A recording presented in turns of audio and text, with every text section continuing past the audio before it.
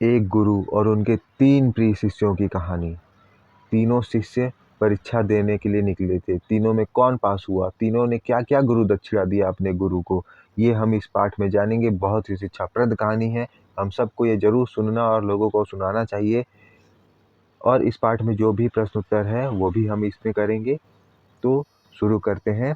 प्राचीन काल में विद्यार्थी गुरु के आश्रम में रहकर अध्ययन करते थे। आज जैसे हम स्कूल में पढ़ाई करते हैं, वैसे ही प्राचीन काल में गुरु का आश्रम होता था। पेड़ के नीचे भी पढ़ाई करते थे।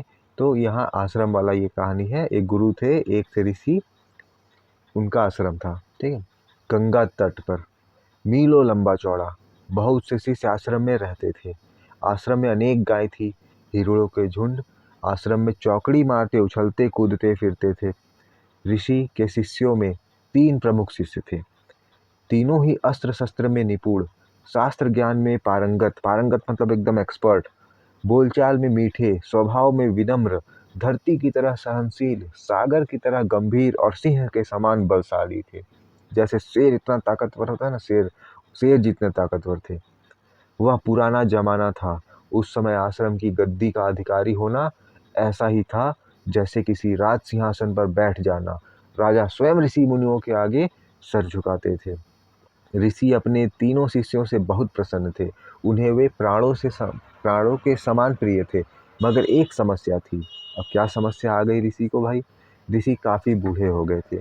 वे चाहते थे कि अपने सामने ही उन तीनों में से किसी एक को आश्रम का मुखिया बना दें। मगर बनाए किसे?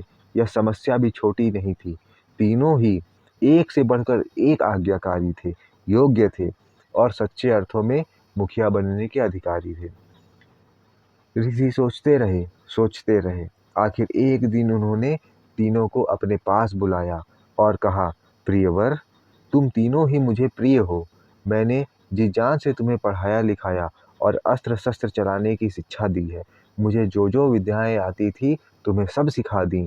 अब केवल गुरु मंत्र सिखाना बाकी है। गुरु मंत्र किसी एक को ही बताऊंगा। जिसे गुरु मंत्र बताऊंगा वही मेरी गद्दी का अधिकारी होगा। मैं तुम तीनों की परीक्षा लेना चाहता हूँ। तो अभी तक ये बताया गया कि गुरु जो थे ऋषि, वो बूढ़े होने वाले थे, बूढ़े हो ही गए थे। अब वो चाहते थे कि तीनों प्रिय शिष्यों में मैं किसी एक को मुखिया बना दूं। लेकिन तीनों ही एकदम एक्सपर्ट थे, हर चीज़ अच्छे से करते थे। तो समस्या ये था कि अब उनमें से किसी एक को कैसे बनाएं। तो वो बुलाए बच्चों को, बोले देखो ये बात है, अब मैं तुम लोगों का परीक्षा लूँगा और जो पास होगा, जिसका उपहार मुझे सबसे ज़्यादा अच्छा लगेगा, उसको मैं गुरु मंत्र बताऊंगा और वो आश्रम का मुखिया हो जाएगा। ऋषि की बात सुनकर तीनों ने सिर झुका लिया। वे बोले, गुरुदेव, ऐसा कौन सा काम है जो हम आपके लिए नहीं कर सकते? ऋषि मुस्कुराकर बोले, यह मैं जानता हूँ, फिर भी परीक्षा परीक्षा है। तुम तीनों अलग अलग दिशाओं में जाओ और अपने श्रम से कमाकर मेरे लिए कोई अद्भुत भेंट लाओ। भेंट माने गिफ्ट, उपहार। जिसकी भेंट सबसे अधिक सुंदर और मूल्यवान होगी वही गद्दी का अधिकारी होगा। ध्यान रहे, 1 वर्ष में वापस आना भी जरूरी है। मतलब 1 साल का टाइम दिया गया, 1 ईयर। और ये कहा गया कि जिसका गिफ्ट, जिसका उपहार सबसे सुंदर और सबसे कीमती, मूल्यवान, महंगा होगा, वही गद्दी का अधिकारी होगा। मतलब वही मुखिया बनेगा। ये तो अपना टास्क दे दिए। अब देखते हैं बच्चे क्या करते हैं, जो शिष्य हैं उनके, वो क्या करते हैं, कौन अच्छा गिफ्ट लाता है, कौन क्या क्या गिफ्ट लाता है। ऋषि की आज्ञा पाकर तीनों शिष्य चल पड़े। वे मन ही मन योजनाएं बनाते चले जा रहे थे। उनमें से एक किसी राजा के पास जा पहुंचा। दरबार में जाकर उसने नौकरी करने की इच्छा प्रकट की। राजा तो ऋषि को जानते ही थे। उनका शिष्य कितना योग्य होगा यह जानने में उन्हें देर न लगी। राजा ने उसे तुरंत अपने यहाँ रख लिया। अब एक पहला शिष्य क्या किया, एक जगह काम नौकरी करने चला गया। दूसरा शिष्य कहाँ गया देखते हैं। दूसरा शिष्य समुद्र पर पहुंचा। वहां मछुआरों की बस्ती में गया और उसने गोता लगाने की विद्या सीखने लगा, तैरना सीखने लगा। कुछ ही दिनों में वह भी कुशल गोताखोर बन गया। तीसरा शिष्य चलते चलते एक गांव में पहुंचा। गांव उजाड़ था। घर थे, जानवर थे, बच्चे थे, महिलाएं थीं, मगर पुरुष एक भी नहीं था। उसे बड़ा आश्चर्य हुआ। मालूम पड़ा कि यहाँ अकाल पड़ा है। कई वर्षों से पर्याप्त वर्षा नहीं हुई है। सभी लोग सहायता के लिए राजा के पास गए हैं। वह सोच में पड़ गया, फिर चल पड़ा अपने रास्ते पर, मगर उसे ज्यादा दूर नहीं जाना पड़ा। सामने से गांव वालों की भीड़ आ रही थी। वे उदास थे और राजा को बुरा भला कह रहे थे।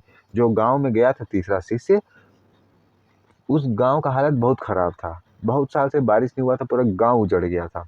तो वहां के जो सभी आदमी लोग थे वो राजा के पास अपना समस्या लेके गए थे कि महाराज हमारे गांव में ये दिक्कत आ गया है।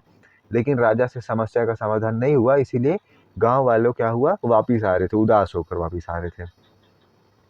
यह जानकर ऋषि के शिष्य को हंसी आ गई। एक राहगीर को हंसता देख गांव वाले को बुरा लगा।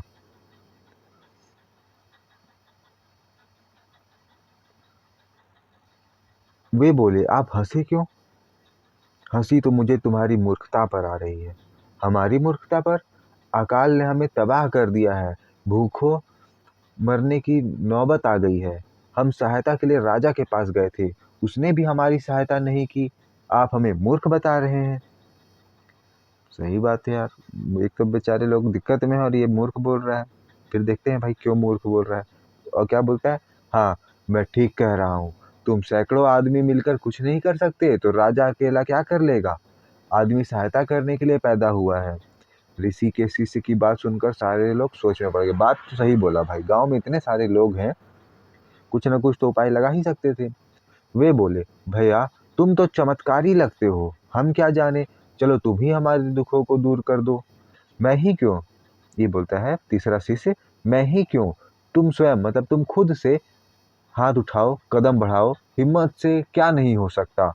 उठाओ फाल कुदाल, कुएं खोदो, प्यासी धरती की प्यास बुझाओ। शिष्य बोला, बारिश नहीं हो रहा तो क्या हुआ, कुआं खोदो, जमीन से पानी निकाल लो। कुएं कुएं तो गांव में है, मगर सारे सूख रहे हैं, उनमें पानी नहीं, तो नए कुओं में कहाँ से आएगा? जो पहले का कुआं है उसमें तो पानी है ही नहीं, अब नया कुआं खोदें, ऐसा गांव वाले बोल रहे हैं। गांव वालों की बातें सुनकर ऋषि का शिष्य मुस्कुराया। वह बोला, कुओं को सूखने की स्थिति में किसने पहुंचाया? क्या तुम लोगों ने कभी जल संरक्षण के कोई उपाय किए हैं? तुम सब लेने की धुन में लगे रहे, देने की बात किसी ने नहीं सोची। उसी का फल आज भुगत रहे हो। खैर, सुबह का भूला अगर शाम को घर लौट आए तो वह भूला नहीं कहा जाता। चलो कुओं को और गहरा करो, पानी जरूर निकलेगा। जमीन पर हरियाली फैलेगी तो बादल भी आकर्षित होंगे, वर्षा होगी तो उसका पानी रोकेंगे। तो ये फ्यूचर प्लानिंग कर लिए ये लोग कि अगर वृक्षारोपण करेंगे, कुआं खोदेंगे तो वृक्ष से बादल भी आकर्षित होते हैं, तो बारिश भी होगी। और जल संरक्षण करेंगे, जो बारिश होगा उस पानी को एकत्र करेंगे तो खेती में काम आएगा। वो तालाब बना देंगे, इस टाइप से बहुत सारे उपाय कर सकते हैं। गांव वालों की समझ में बात आ गई। दूसरे दिन से गांव वाले कुएं खोदने में जुट गए। श्रम के मोती पसीना बनकर गिरे तो भगवान की आंखें भी भीग गई। कुओं से शीतल जल धारा फूट पड़ी। सूखी धरती हरियाली की चूनर ओढ़कर फिर से मुस्कुराने लगी।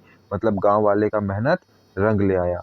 एक गांव की हालत सुधरी, फिर दूसरे की सुधरी। श्रम और साहस का काफिला आगे बढ़ा। ऋषि का शिष्य गांव गांव जाता, अकाल से लोगों को लड़ना सिखाता। दूर दूर तक उसका नाम फैल गया। सभी उसे आदमी के रूप में देवता समझने लगे। राजा के कानों तक भी यह बात पहुंची। देखो, एक गांव का हालत सुधार दिया तो दूसरे गांव में गया जहां का हालत ठीक नहीं था, वहां के भी लोगों को बताया कि अपने मेहनत से आप लोग अपने सब दुखों को दूर कर सकते हो। और ये उसका अच्छाई राजा तक भी पहुंचा। ऋषि अपने शिष्यों का इंतजार कर रहे थे। एक दिन पहला शिष्य पहुंचा, साल भर हो गया तो एक शिष्य पहुंचा राजा के पास। अब वो क्या लाया था? उसके साथ हाथी घोड़े थे। उसने सिर झुकाकर कहा, गुरुदेव देखिए, राजा ने मेरी योग्यता से प्रसन्न होकर मुझे हाथी घोड़े भेंट में दिए हैं। पहला शिष्य क्या, किसी राजा के यहाँ नौकरी करने चला गया था ना, तो उसको जो पैसा मिलता होगा और जो उसको गिफ्ट मिला होगा तो वो सब वो ऋषि मुनि को दे दिए। ऋषि मुस्कुराए और चुप रहे। दूसरे दिन दूसरा शिष्य आया। उसने समुद्र से बहुत सारे बहुमूल्य मोती इकट्ठे किए थे। ऋषि ने मोतियों की पोटली ले ली और एक और रख दी, कहा कुछ नहीं। जो दूसरा शिष्य था वो समुद्र में तैरना सीखने गया था। तो तैरना जब सीख गया तो डूब डूब कर जितना भी मोती महंगा महंगा होता है वो सब लाके ऋषि मुनि जी के पास रख दिया, लेकिन ऋषि मुनि जी ने कुछ नहीं बोला। पूरा वर्ष बीत गया, तीसरा शिष्य नहीं लौटा, लेकिन तीसरा शिष्य नहीं आया। तीसरे शिष्य को भी आ जाना चाहिए था टाइम के हिसाब से, लेकिन वो नहीं आ पाया। दोनों शिष्यों को लेकर ऋषि उसकी खोज में चल पड़े। राज दरबारों में गए मगर पता नहीं चला। नगरों में ढूंढा, किसी ने कुछ नहीं बताया। रास्ते में शाही पालकी जा रही थी। ऋषि को देखकर पालकी रुक गई। राजा नीचे उतरे, ऋषि को प्रणाम किया। ऋषि ने राजा से कहा, राजन, आपकी प्रजा बहुत सुखी है, चारों ओर लहलहाती फसल खड़ी है, आप भाग्यवान हैं। मतलब ये ऋषि बोले कि राजा आपका तो बहुत सही चल रहा है सब कुछ। तो राजा बोलते हैं, नहीं ऋषि देव, यह प्रताप मेरा नहीं, देवता का है। मेरे राज्य में एक देवता ने जन्म लिया है। मैं देवता के दर्शन करने जा रहा हूँ। देवता के पैदा होने की बात सुनकर ऋषि भी चकरा गए। वे भी राजा के साथ चल पड़े। एक दिन ढूंढते ढूंढते किसी गांव में देवता मिल गए। धूल से सने, पसीने से लथपथ गांव वालों के साथ काम में जुटे थे। राजा चकित रह गया। वह देवता कैसे हो सकता था? वह तो एक साधारण किसान जैसा था। सिर पर न मुकुट था, न गले में स्वर्ण, स्वर्ण मीन्स सोना, सो स्वर्ण के फूलों की माला। मतलब एकदम राजा तो लग ही नहीं रहा था, तो देवता कहाँ से लगेगा। एकदम मेहनती लग रहा था बस। राजा आगे नहीं बढ़ा, चुपचाप खड़ा देखता रहा। मगर ऋषि चिल्लाए, बेटा सुबंधु, तुम यहाँ? मैं तुम्हें ही ढूंढता फिर रहा था। अब ऋषि ढूंढते ढूंढते आ गए थे तो मिल गए। बताया कि बेटा मैं तो तुमको ही ढूंढ रहा था। कहते हुए ऋषि ने धूल धूसरित सुबंधु को बाहों में भर लिया। क्या मुझे दक्षिणा देने की बात तुम भूल गए हो? ऋषि ने कहा। फिर ये बोलता है शिष्य, नहीं गुरुजी, भूल कैसे जाता, मगर अभी काम अधूरा है। इन सारे लोगों को, इन सारे लोगों के आंसुओं को पोंछना था। आप ही ने तो बताया था, मनुष्य की सेवा से बढ़कर महान धर्म कोई नहीं होता, कोई नहीं है। राजा देखते रह गए, ऋषि की आंखें भी नम हो गई। ऋषि ने भरे गले से कहा, बेटा तुमने ठीक ही कहा, तुम्हें सचमुच अब मेरे पास आने की जरूरत नहीं। तुमने इन लोगों की भलाई करके मेरी दक्षिणा चुका दी है। जो दूसरों के आंसू लेकर उन्हें मुस्कुराहट दे दे, वह सचमुच देवता है। तुम देवता से कम नहीं हो। राजा का सिर सुबंधु के आगे झुक गया। क्या ही गुरु दक्षिणा दिया है। मतलब हमने ये जाना। अच्छा ये आप बताना कि इस पार्ट से क्या शिक्षा मिला, हमें कैसे रहना चाहिए? क्या हमें दूसरे को तकलीफ देना चाहिए या ऐसा काम करना चाहिए कि लोगों का भला हो? अब हम कर लेते हैं इसका क्वेश्चन आंसर। शब्दार्थ आप लोग पढ़ ही लीजिए।